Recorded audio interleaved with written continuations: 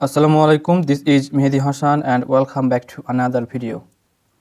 আপনাদেরকে প্রথমেই বলে রাখি, আপনাদের যদি কোনো প্রশ্ন ও মতামত থাকে তাহলে আপনারা আমার ফেসবুক পেজ মেহেদি টক্সে যাবেন এবং সেখানে গিয়ে আপনারা আপনাদের প্রয়োজনীয় মতামত এবং প্রশ্ন জানিয়ে দিবেন। আর অবশ্যই আমার ফেসবুক পেজটিকে ফলো করবেন এবং ইউটিউব চ্যানেলটিকে সাবস্ক্রাইব করবেন। যাই হোক, আজকের ভিডিওতে আমরা আলোচনা করতে চলেছি রাজশাহী বোর্ড 2025 সালের গণিত সৃজনশীল অংশের এই 11 নম্বর প্রশ্নের সলিউশন নিয়ে। ওকে, আমি আমার বিগত ভিডিওগুলোতে এই 1, 2, 3 সহ মানে এই জ্যামিতি অংশ বাদ দিয়ে সকল প্রশ্নগুলোর সলিউশন নিয়ে আলোচনা করেছি। কাইন্ডলি আপনারা সেই ভিডিওগুলো দেখে নেবেন। আর আজকের ভিডিওতে আমরা তো এই 11 নম্বর প্রশ্নের সলিউশন নিয়ে আলোচনা করতে চলেছি, তাই না? সো এখানে বলা হয়েছে ক নম্বরে সংখ্যাগুলোর গড় নির্ণয় করো। সো আমরা সিম্পলি গড় নির্ণয় করে নেব। তার আগে আপনাদের পরিসংখ্যানের এই সূত্রগুলো জানা লাগবে। এখানে সকল প্রকার সূত্রগুলো সুন্দর করে সাজিয়ে গুছিয়ে লেখা আছে। আপনারা যদি এটার পিডিএফ নিতে চান তাহলে অবশ্যই আমার ফেসবুক পেজ মেহেদি টক্সে যাবেন এবং সেখানে গিয়ে প্রয়োজনীয় প্রশ্ন ও মতামত জানিয়ে দিবেন। আর যদি আপনারা অন্যান্য অধ্যায়ের মানে সবগুলো অধ্যায়ের যদি সূত্রগুলো নিতে চান পিডিএফ আকারে কিংবা ছবি আকারে, তাহলে আপনাদেরকে সামান্য কিছু টাকা দিতে হবে, তাই না? সব কিছু তো আর ফ্রিতে দেওয়া যায় না, রাইট? যাই হোক, আমরা এখন প্রশ্নটি সলিউশন নিয়ে আলোচনা করি। দেখতে পাচ্ছেন এখানে কীগুলো আছে, সংখ্যাগুলো আছে, তাই না? এখানে ক নম্বরে কোনো সারণী নাই। যেহেতু সারণী নাই তার জন্য আমরা গড়ের যে সূত্রগুলো দেখিয়েছিলাম তার মধ্যে গড়ের এই সূত্রটি ব্যবহার করতে হবে। গড় সমান summation xi divided by n।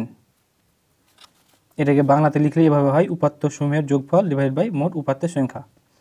শ্রেণী বিন্যস্ত নয়, অর্থাৎ যদি টেবিল আকারে না দেওয়া থাকে, সারণী আকারে না দেওয়া থাকে, তখন আমাদের গড়ের এই সূত্র ব্যবহার করতে হবে। আর যদি সারণী আকারে দেওয়া থাকে তাহলে আমরা এটা গাণিতিক গড়ের ক্ষেত্রে, সংক্ষিপ্ত পদ্ধতি গড়ের ক্ষেত্রে এটা, এবং গুরুত্বযুক্ত উপাত্তের ক্ষেত্রে এটা ব্যবহার করতে হবে। সো আমরা এখন এটা ব্যবহার করব। Very easy. প্রথমে আমরা এই সংখ্যাগুলোর সমষ্টি বের করে নেব, তাই না? ক নম্বর, প্রথমে আমরা সংখ্যাগুলোর সমষ্টি বের করে নিচ্ছি। ওকে, সংখ্যাগুলোর সমষ্টি বা সংখ্যাগুলোর যোগফল, সংখ্যাগুলোর সমষ্টি বা যোগফল, তাই না? সবগুলো যোগ করে নেব। তাহলে হচ্ছে যে 6 + 9 + 8 + 0 + 5 + 2, রাইট? এখন এখানে টোটাল কত হলো? টোটাল আমরা হচ্ছে পাই 30, রাইট?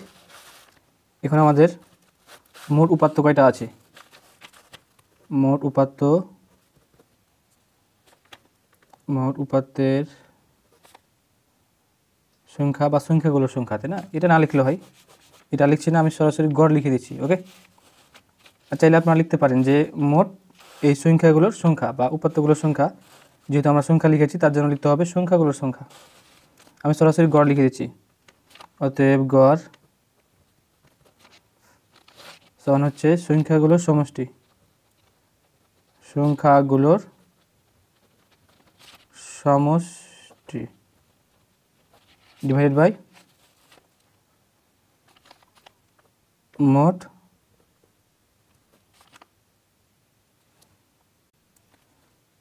সংখ্যাগুলোর সংখ্যা। এই সংখ্যাগুলোর জায়গাতে আমরা উপাত্তগুলোর লিখতে পারতাম, বাট এখানে উপাত্ত না লিখে সংখ্যা লেখা আছে, তার জন্য আমরা সংখ্যা লিখেছি, উপাত্ত লিখিনি। এখন সংখ্যাগুলোর সমষ্টি হচ্ছে 30, তো 30 দিয়ে দিলাম। আর মোট সংখ্যাগুলোর সংখ্যা তাহলে কয়টা আছে? 1, 2, 3, 4, 5, 6, তো 6 ভাগগুলো আমরা পাচ্ছি 5। So this is the final answer. Okay, এখন আমরা খ নম্বর প্রশ্নের সলিউশন নিয়ে আলোচনা করব। খ নম্বর প্রশ্নে বলা হয়েছে প্রদত্ত সারণীর মধ্যক নির্ণয় করো। সো আমরা মধ্যক নির্ণয়ের জন্য প্রথমে প্রয়োজনীয় সারণী করে নিব। খ নম্বর, তাহলে আমি লিখে নিচ্ছি মধ্যক নির্ণয়ের জন্য সারণী। এখন আমরা সারণী তৈরি করে ফিরে আসছি। মধ্যক নির্ণয়ের জন্য আমি প্রয়োজনীয় সারণী তৈরি করে নিয়েছি। এখন এখানে আমরা শ্রেণীব্যাপ্তিগুলো বসিয়ে দিয়েছি। এখন জাস্ট আমরা এক গণসংখ্যাগুলো বসিয়ে দেব। 4 6 8 12, 4 6 8 12, 9 7 4।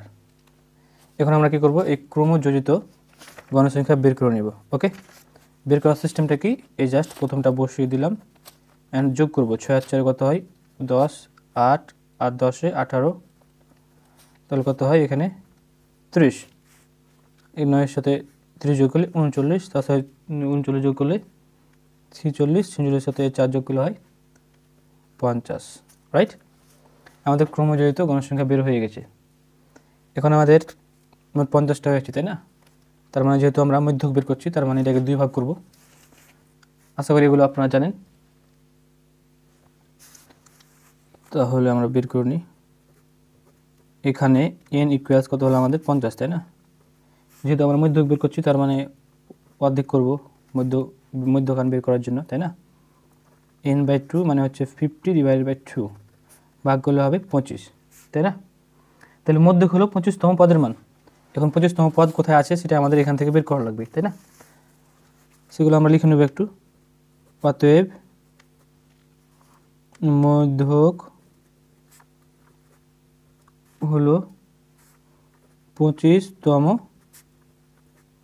পদের মান। 25তম পদের অবস্থান, পদের অবস্থান হচ্ছে এত থেকে এত শ্রেণীতে। এখন কোন শ্রেণীতে আমরা সেটা বের করব। আমি বের করাটা আপনাদেরকে সিম্পলি দেখিয়ে দেবো, যাতে আপনাদের আর কোনো দিন না ভুল হয়। তার জন্য আমি একটা সিম্পল টেকনিক দেখাচ্ছি, আশা করি আপনারা বুঝতে পারবেন। আর এভাবে যদি না বুঝতে পারেন, মনে করবেন যে আপনাদের আর কোনো দিন অঙ্কই হবে না। এখানে কত আছে 4 আছে, তাই না? তার মানে আমরা 1 থেকে 4 লিখতে পারি এটাকে। আমরা জাস্ট এটাকে শ্রেণীব্যাপ্তি আকারে লিখছি রাফে। এটা কিন্তু আমি আলাদা একটা পেজ নিয়েছি, রাইট? এখানে কি আছে 10, তার মানে 5 থেকে 10 পর্যন্ত আমরা লিখতে পারি। এখানে 5 থেকে 10, এখানে 18 আছে, মানে 11 থেকে 18 পর্যন্ত। 11 থেকে কত 18, রাইট? 30 আছে, তাই না? তার মানে 19 থেকে 30 পর্যন্ত। এখানে 39 আছে, তার মানে 31 থেকে 39 পর্যন্ত। এটা কত 46, তাহলে 40 থেকে 46 পর্যন্ত, তাই না? এটা কত 50, তার মানে হচ্ছে 47 থেকে 50। এখন আমরা লক্ষ্য করি এখানে আমাদের কি আছে 25। এখন 25 কার মধ্যে অবস্থিত, তাই না? আমরা লক্ষ্য করি আমাদের 25 কিন্তু এটার মধ্যে অবস্থিত, তার মানে এই শ্রেণী, তাই না? এখানে 19 থেকে 30, তার মানে এর ভিতরে কোনো এক জায়গাতে কি আছে 25 আছে, রাইট? তার মানে আমরা বুঝতে পারলাম 25তম পদের অবস্থান হচ্ছে এই শ্রেণীতে, রাইট? এই শ্রেণীতে আমাদের 25তম পদের অবস্থান। এখন এই শ্রেণীর শ্রেণীব্যাপ্তি কত? এই শ্রেণীব্যাপ্তি হচ্ছে 61 থেকে 70। আশা করি বোঝা গেছে। আমি আবার বলে নিচ্ছি, আমাদের এখানে 25 বের হয়েছে। এখন আমরা এটাকে শ্রেণীব্যাপ্তি আকারে লিখে নিলাম রাফে, জাস্ট বোঝার জন্য। ওকে, দেখতে পাচ্ছি 19 থেকে 30, তার মানে এই শ্রেণীতে 25 আছে। এই শ্রেণীতে কি আছে 25, অর্থাৎ 25 এর অবস্থান, 25তম পদের অবস্থান আমাদের এই শ্রেণীতে। এখন এই শ্রেণীর শ্রেণীব্যাপ্তি কত? 61 থেকে 70, রাইট? তার মানে আমাদের 61 থেকে 70 শ্রেণীব্যাপ্তি বের হয়ে গেল। অতএব 25তম পদের অবস্থান হচ্ছে 61 থেকে 70 শ্রেণীতে, অর্থাৎ এটা আমাদের মধ্যক শ্রেণী। আশা করি বুঝতে পেরেছেন। আর এখনও যারা না বুঝতে পারবেন তাদেরকে তো আর বোঝানো যাবে না, এর চাইতে আর সহজ উপায় আমি মনে করি আর নাই।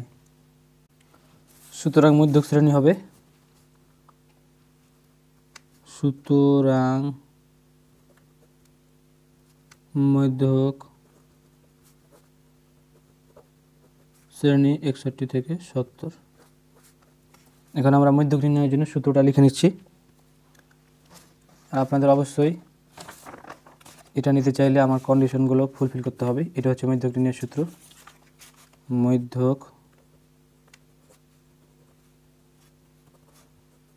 L plus n/2 minus fc into h by fm।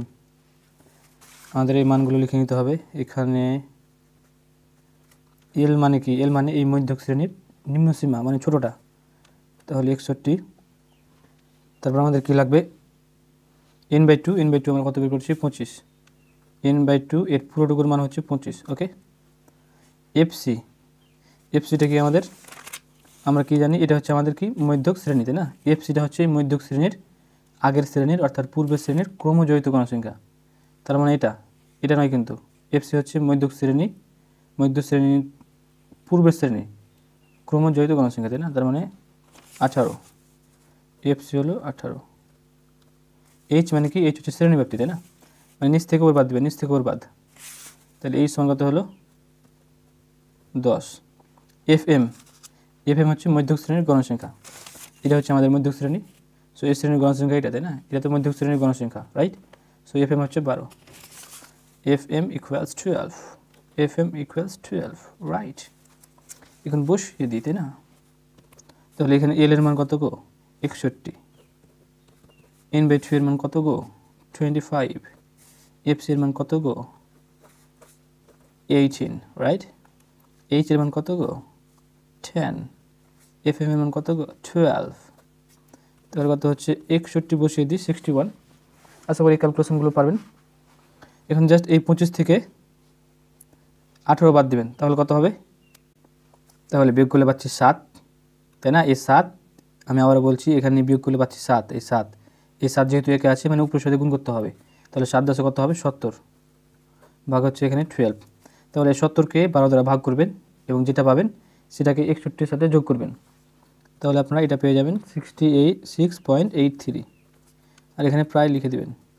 আমার কাছে আপাতত ক্যালকুলেটরটা নাই এখন, আমি পূর্বে এগুলোর উত্তর বের করেছিলাম, সেখান থেকে আপনাদের করে দিলাম, ক্যালকুলেটর থাকলে দেখিয়ে দিতাম। ওকে, আর এগুলো সলিউশন কিন্তু আপনারা কোথাও পাবেন না, এখনও ইউটিউবে কেউ আপলোড করেনি, অনলি আমি ছাড়া আর কেউ আপলোড করেনি।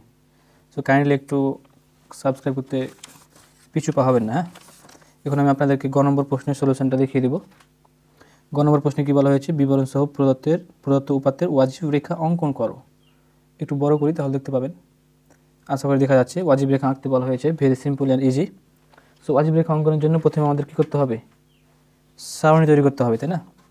অ্যাকচুয়ালি ওয়াজিব রেখা আঁকতে অনেকে ভয় পায়, আমি তাদেরকে একটু সিম্পলি করে বুঝিয়ে দেবো, সিম্পলিভাবে। আর তার আগে বলে রাখা ভালো, তা না হলে অনেকে কনফিউশনে পড়ে যেতে পারে। এই যে দেখতে পাচ্ছেন, এটা অ্যাকচুয়ালি ওয়াজিব রেখা। আমি পূর্বের ভিডিওগুলোতে এক্স অক্ষ বরাবর অবিচ্ছিন্ন শ্রেণীসীমা নিয়েছিলাম এবং ওয়াই অক্ষ বরাবর ক্রমজয়িত গণসংখ্যা, রাইট?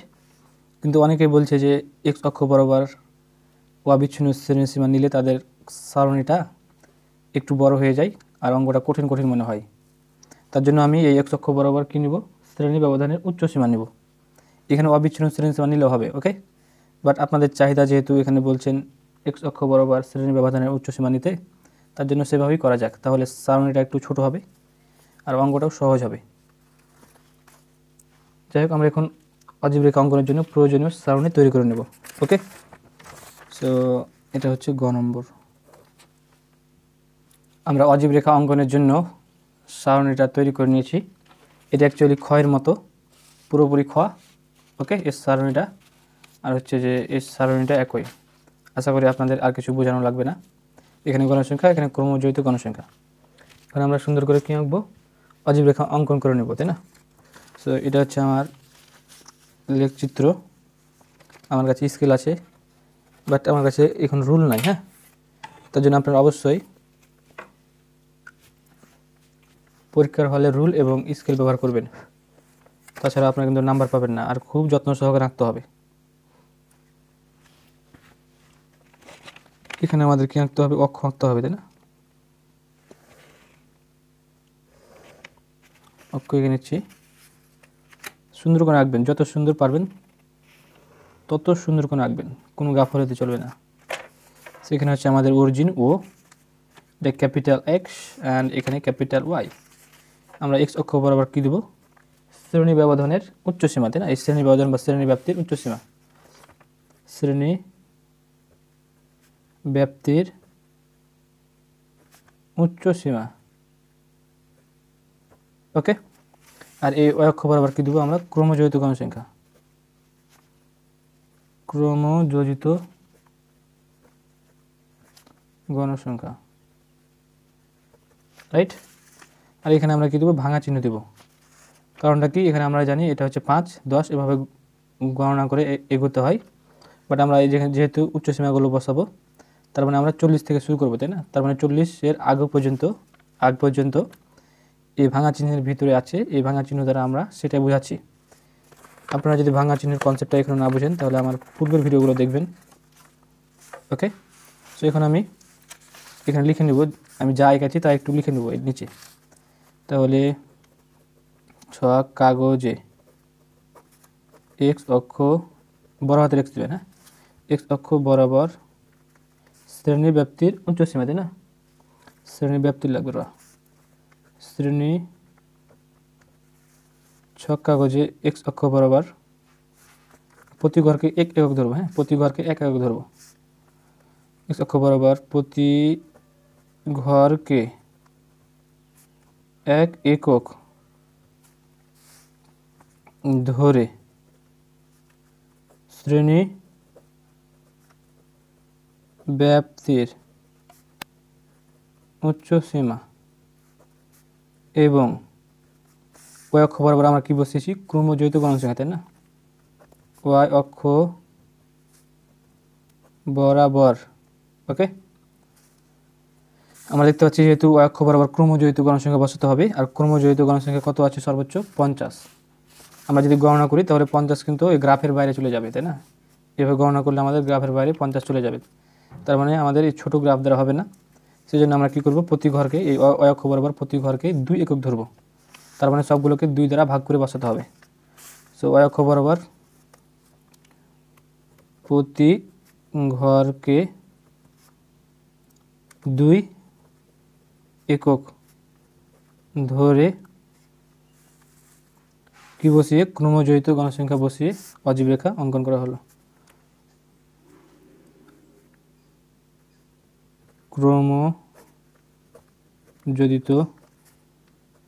গণসংখ্যা বসিয়ে কি অঙ্কন করা হলো, অজীব রেখা। অজীব রেখা অঙ্কন করা হলো বা হয়েছে, যেহেতু আমরা লিখে নেব তাহলে হয়েছে লিখি, হয়েছে। ওকে, সো এভাবে সিম্পলি বাংলা লিখতে পারবেন আপনারা। আর যদি মনে করেন আর একটু ভালো করব তাহলে আর একটু লেখা যায় এই ভাঙা চিহ্নের ব্যাপারে। যাই হোক, এটুকু লিখলে হবে যথেষ্ট। এখানে আমরা সুন্দর করে বসিয়ে দেব। আর এখানে নিচে তো লিখতে ভুলে গেছি, আমরা একটু লিখে নিই। এখানে 5, এখানে কত, 10, 15, 20, 25, 30। আমরা জাস্ট ঘরগুলো গণনা করছি, হ্যাঁ, এগুলো আর মনে করেন না যে প্রতি ঘরকে 2 একক ধরে বসাচ্ছি। প্রতি ঘর এখানে আমরা জাস্ট গণনা করে বসাচ্ছি। ওকে, আমরা যখন এই অক্ষতে বসাবো ক্রমযৌথ গণসংখ্যা, তখন 2 দিয়ে ভাগ করে বসাবো। আশা করি বোঝা গেছে। আর এখানে আমরা ক্রমযৌথ গণসংখ্যাগুলো বসিয়ে দিই। এই ক্রমযৌথ কেন, এখানে আমরা বসাবো শ্রেণীর ব্যাপ্তির উচ্চ সীমা, তাই না? তাহলে কত আছে, 40, তাই না? প্রথমে 40, এখানে 40, তারপর কত, 50, তারপর এখানে 60, 70, 80, 90, 100, 80, 90, 100। এবং এইভাবে লিখলে ভালো হতো। দেখতে পাচ্ছেন ছোটো করে লিখতে হচ্ছে, তা না হলে জায়গাতে হচ্ছে না, তাই না? 80। এখন আমরা লক্ষ্য করি এই শ্রেণীর ব্যাপ্তি 40-এর, এই 40 দেখতে পাচ্ছেন। তাহলে এখানে ক্রমযৌথ গণসংখ্যা কত আছে, 4। মানে আমরা 2 দিয়ে ভাগ করে বসাবো, তাই না? তাহলে 4কে 2 দিয়ে ভাগ করলে বসালে কত হয়, 2। 4কে 2 দ্বারা ভাগ করলে আমরা পাই 2। তাহলে এখানে আমাদের 2 ঘর নিতে হবে। তাহলে 1, 2। আশা করি বোঝা গেছে। তারপরে কত আছে, 10। একটু এটা জুম করে নিই যাতে বোঝা যায়। তারপরে কত আছে, 10, তাই না? 10কে 2 দ্বারা ভাগ করলে কত হয়, 10কে 2 দ্বারা ভাগ করলে হয় 5। তার মানে আমাদের এখানে 5 ঘর নিতে হবে। সো 5। তারপরে কত আছে, 18। 18কে আমরা 2 দ্বারা ভাগ করলে পাই 9। তার মানে এখানে 9 নিতে হবে। 5, 6, 7, 8, 9। তারপর 30। 30কে 2 দ্বারা ভাগ করলে পাই আমরা 15। তাহলে 15 ঘর নিতে হবে। 5, 10, 15। তারপর আছে 39। দেখতে পাচ্ছেন 39। 39কে আমরা 2 দ্বারা ভাগ করলে কত পাই, 19.5 পাই, তাই না? 19.5, 19.5। মানে 19টা হচ্ছে পুরো ঘর নিতে হবে, আর 0.5-এর জন্য একটা ঘরের অর্ধেক নিতে হবে, তাই না? তাহলে 39কে আমরা 2 দ্বারা ভাগ করলে পাচ্ছি 19.5। তাহলে এখানে 5, 10, 15, 16, 17, 18, 19, আশা দেখতে পাচ্ছেন এটা হচ্ছে 19, তাই না? এখন 0.5-এর জন্য 0.5-এর জন্য একটা ঘরের অর্ধেক নেব। তারপর কত আছে 46, 46কে 2 দ্বারা ভাগ করলে আমরা পাচ্ছি 23, তাই না? 23 দুগুণে 46, তো 23 ঘর নিতে হবে। 5, 10, 15, 20, 21, 22, 23। তারপর কত আছে 50, 50কে 2 দ্বারা ভাগ করলে আমরা পাই 25, তারপর 25 ঘর। 5, 10, 15, 20, 25। এখন জাস্ট যোগ করে দেব, এখান থেকে শুরু করব। ওকে, শুরু করলাম, যোগ করছি।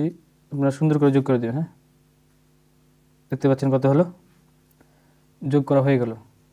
এখন দেখতে পাচ্ছি আমরা এই পয়েন্ট থেকে শুরু করছি, তাই না? এখন দেখতে পাচ্ছেন সবগুলো পয়েন্ট কত করে দেওয়া আছে, 10 10 করে দেওয়া আছে, তাই না? তাহলে যদি আমরা এই পয়েন্টটা দিতে চাই তাহলে কত দেওয়া লাগবে? নিশ্চয়ই 30 দেওয়া লাগবে। 30-এর পরে 40, 50 এভাবে যাবে। তাহলে এই পয়েন্টটাকে আমরা 30 দিয়ে দিলাম। সো এটা হচ্ছে আমাদের ওয়াজিব রেখা। আশা করি বোঝা গেছে। আমি আবার দেখিয়ে দিচ্ছি, পূর্বের ভিডিওগুলোতে আমি এভাবে আঁকেছিলাম, এভাবে আঁকলে হবে, এবং আজকের ভিডিওতে আমি আঁকলাম এভাবে, তাই না? সো এভাবে আঁকলে হবে। অনেকে এভাবে আঁকতে বলেছে, তার জন্য আমি এভাবে আঁকার চেষ্টা করছি। আশা করি ভিডিওটি আপনাদের ভালো লেগেছে। ভিডিওটি ভালো লাগলে অবশ্যই আমাদের চ্যানেলটিকে সাবস্ক্রাইব করবেন। দেখা হয় পরবর্তী ভিডিওতে। সে পর্যন্ত ভালো থাকবেন, সুস্থ থাকবেন। আল্লাহ হাফেজ।